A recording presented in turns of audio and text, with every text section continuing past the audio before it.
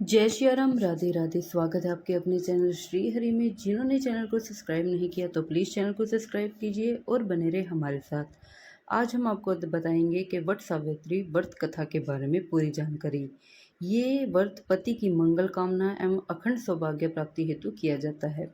ये व्रत स्त्रियों का एक महत्वपूर्ण पर्व है, क्योंकि इसके करने से उनका सुहाग अचल होता है। इसीलिए सुहागन स्त्रियां अखंड सौभाग्यवती बनी रहने की मंगल कामना से इसे करती है। सत्यवान और सावित्री की कथा का इस पर्व से गहरा संबंध है, क्योंकि सावित्री ने वट वृक्ष का पूजन और व्रत कर ही अपने सतीत्व और तप के बल से अपने मृत पति सत्यवान को धर्मराज से जीतकर पूर्ण जीवित कर लिया था। यही कारण है कि इस व्रत का नाम वट सावित्री पड़ा। शास्त्रों में कहा गया है कि वट बरगद वृक्ष के मूल में ब्रह्मा, मध्य में जनार्दन और अग्रभाग में भगवान शिव निवास करते हैं।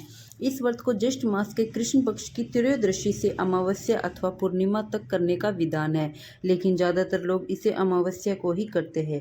विधान अनुसार यह व्रत केवल स्त्रियों द्वारा ही किया जाता है। यूं तो इस व्रत को सौभाग्यवती स्त्रियों के लिए ही बताया गया है, लेकिन कुंवारी, विधवा, पुत्रवती, अपुत्रवती स्त्रियां भी इस व्रत को करती है। इस दिन वट वृक्ष का पूजन किया जाता है और साथ ही सत्यवान, सावित्री और यमराज की भी पूजा की जाती है। व्रती को प्रतिदिन प्रातःकाल नित्य कर्मों से निर्वृत्त हो स्नान करके पवित्र होकर स्वच्छ वस्त्र धारण करने चाहिए। फिर जल से भरा पात्र, घड़ा, कलश लेकर वट वृक्ष के पास जाकर संकल्प बोले कि मैं अपने पति और पुत्र की आयु, आरोग्य प्राप्ति एवं जन्म जन्मांतर सौभाग्य की प्राप्ति के लिए सावित्री व्रत का संकल्प करती हूँ।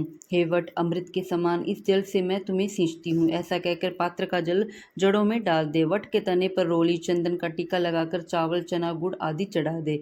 विधिवत पूजन करे। मिट्टी से बने सत्यवान, सावित्री और यमराज की प्रतिमाओं पर रोली, चंदन लगाए और अगरबत्ती, दीपक जलाकर फूल से पूजन करे। इसके पश्चात वृक्ष के तने के चारों ओर कच्चे सफेद सूत के धागों को हल्दी में रंग कर 7 बार परिक्रमा करते हुए लपेट दे। पूजा व व्रत के समापन के बाद ब्राह्मणों को घर बुलाकर भोजन कराए तथा दान दक्षिणा दे। यदि भोजन ना करा सके तो ब्राह्मणों को बांस की बनी टोकरी में अन्न, फल, वस्त्र आदि रखकर दान देने का विधान है। अतः मैं सत्यवान सावित्री की कथा सुने। इस व्रत की कथा का उल्लेख स्कंद पुराण में इस प्रकार वर्णित है। प्राचीन काल में मध्य देश में अश्वपति नाम का एक राजा था, जो निसंतान था। उसे अपनी पत्नी के साथ सावित्री देवी का पूजन व्रत करके स्वर्ग गुण संपन्न कन्या सावित्री को पाया। उसके युवा होने पर अश्वपात ने महाराज गुरुमसेन के एकमात्र पुत्र सत्यवान से उसका विवाह संबंधी जोड़ने की बात नारद मुनि से पूछी, तो उन्होंने बताया कि यद्यपि सत्यवान गुणवान और धर्मात्मा है, लेकिन उसकी आयु मात्र 1 वर्ष की है, शेष रह गई है। अतः सावित्री का विवाह किस अन्य युवक से करने को कहा। इस पर सावित्री ने कहा कि मैंने मन, कर्म और वचन से सत्यवान का पति रूप में वर्णन कर लिया है, अन्य व्यक्ति को अपने वर के रूप में नहीं स्वीकार करूंगी। अतः सावित्री का विवाह सत्यवान के साथ संपन्न हो गया। जब सत्यवान की मृत्यु का समय करीब आने लगा तो सावित्री का अधीन होना स्वाभाविक था। वैसे उसने पहले से ही वट सावित्री व्रत का नियम बना लिया था। पति के मरने के 3 दिन पूर्व से ही सावित्री ने उपवास करना शुरू कर दिया।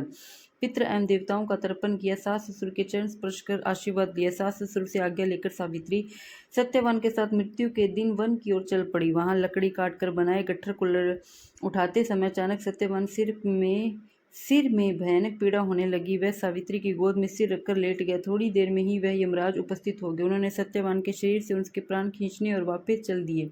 यह देखकर सावित्री भी उनके पीछे पीछे चलने लगी। उसकी पति निष्ठा देखकर यमराज ने उसे 2 वर मांगने को कहा। सावित्री ने पहले वर में अपने अंधे सास ससुर के नेत्र ज्योति प्रदान करने के लिए तथा दूसरे वर में उनका खोया हुआ राज्य प्राप्त करने की इच्छा प्रकट की।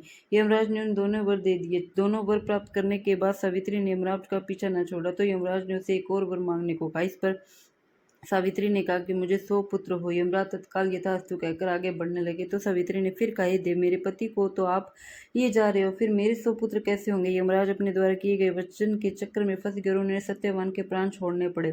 वह सावित्री को अचल सुहाग का वरदान देकर वापस चल गए। वट वृक्ष के नीचे पड़े सत्यवान के शव में जीवन का संचार होते ही वह उठ बैठा। सावित्री सत्यवान को जीवित पाकर वह अत्यंत प्रसन्न हुई। दोनों खुशी खुशी माता पिता के पास लौट गए। यमराज के वरदान से सत्यवान को अपना खोया हुआ राज्य भी मिल गया और उसके माता पिता को नेत्र ज्योति भी प्राप्त हो गई। इस व्रत के महत्व में से सत्यवान सावित्री ने 100 पुत्र पैदा किए। इस प्रकार सौभाग्य की रक्षा के लिए यह व्रत प्रचलित हुआ। अगर जिसे भी वट सावित्री व्रत की मतलब कथा सुननी हो तो ये कथा अवश्य सुने और दूसरों को भी सुनाएं और बने रहे हमारे साथ। जिन्होंने चैनल को सब्सक्राइब नहीं किया तो प्लीज़ चैनल को सब्सक्राइब भी कीजिए और जितना हो सके इस वीडियो को शेयर कीजिए। जय सिया राम, राधे राधे, जय सीताराम।